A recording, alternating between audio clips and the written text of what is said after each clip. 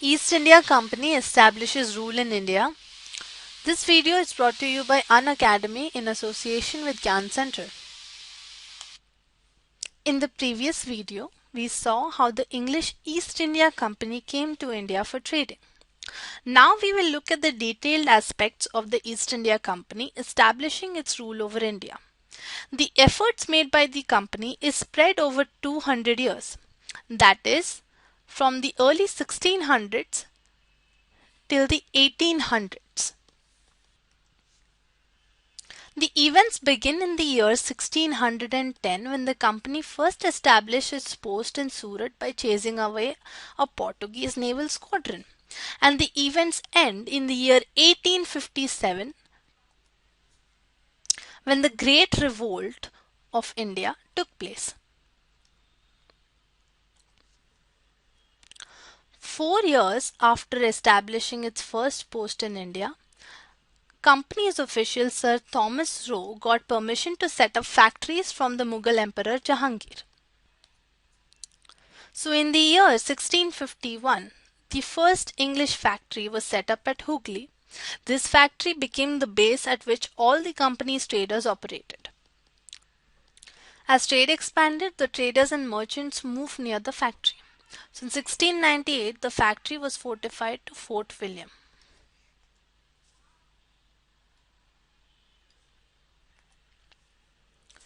Two years later, even the company officials bribed Mughal officials to give zamindari rights over 3 villages to the company. These 3 villages were Gobindpur, Sutanati and Kalikata, which were later developed into a single area known as Calcutta. This became one of the prime trading centers for the East India Company. The company officials also persuaded Aurangzeb, who was the Mughal emperor, to issue a royal order allowing company the right to trade duty-free. This royal order was often called as the Farman. The company officials often misused this Farman. Some of them carried on private trade but refused to pay taxes to the government.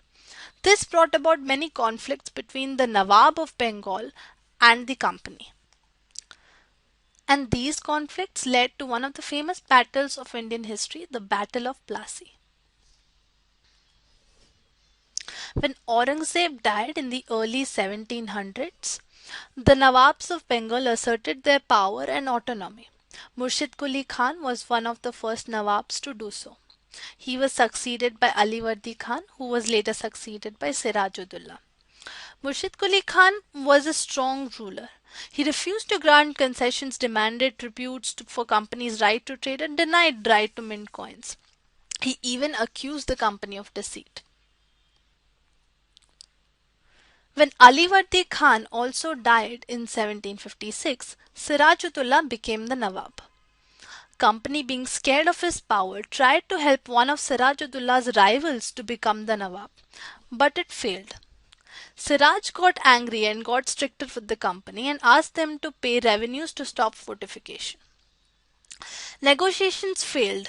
The Nawab marched with some 30,000 soldiers to the English factories at Qasim Bazar and captured company's officials, locked the warehouses and disarmed all Englishmen and blockaded English ships. Then he marched to Calcutta to establish control over the company's fort over there. On hearing the news of fall of Calcutta, the company officials in Madras sent forces under the command of Robert Clive, reinforced by naval fleets. In 1757, Robert Clive led the company's army against Sirajudullah at Plassey. The main reason of defeat of the Nawab was that the forces led by Mir Zafar, who was a commander in the Nawab's army, never fought the battle. The company had managed to secure Mir Zafar's support by promising to make him Nawab after the Siraj's defeat. So Mir Zafar was the traitor here. After the Battle of Plassey, Siraj was assassinated and Mir Zafar became the Nawab. But the company didn't want to take over administration so long as the puppet Nawab of the local rulers were willing to grant them privileges. The company discovered that this was rather difficult as puppet Nawabs were not always as helpful. This eventually led to Battle of Buxar. When Mir Zafar started protesting against the company to establish some sort of respect within his kingdom, he was replaced by Mir Qasim.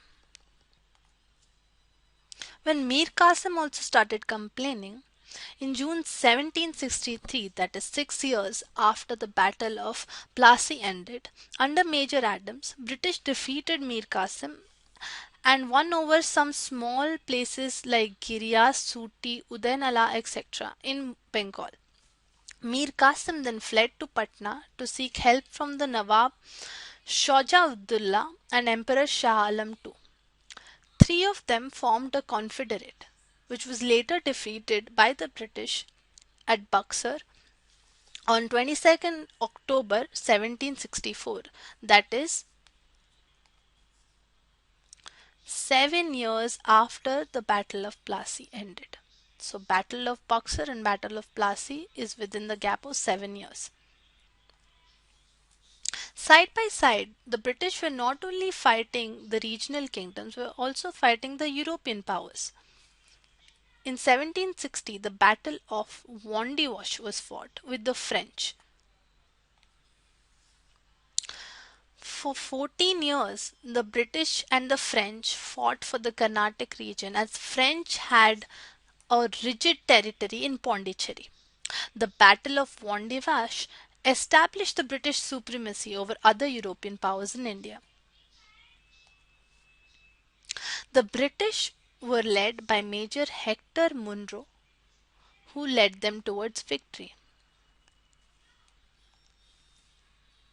After the Battle of Plassey and Battle of Buxar was fought, in 1765 the Mughal emperors appointed the company as Diwan of the provinces of Bengal. Now this Diwani allowed the company to utilize vast revenue resources of Bengal. The advantage that the company got was that earlier the company used to buy most of the goods in India with gold imported from the British. Now there was no need. They could completely exploit the resources of Bengal to raise their own revenue. The British became greedy. They wanted to lead the life of Nawabs. After the Battle of Plassey, the actual Nawabs were forced to give land and vast sums of money to the officials as gifts. Robert Clive himself was corrupt. Within 23 years of Robert Clive coming to India, he had amassed a huge amount of wealth. He was asked to remove corruption when he was the governor of Bengal himself, but he was himself corrupt. However, this cannot be said for all of the officials of the East India Company. Some of them were just there to make a comfortable sum of money and go back to England and lead a happy life.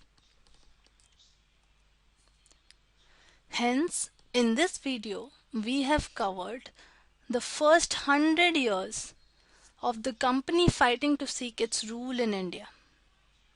The next transition from the 1700s to the 1800s will be done in the next video.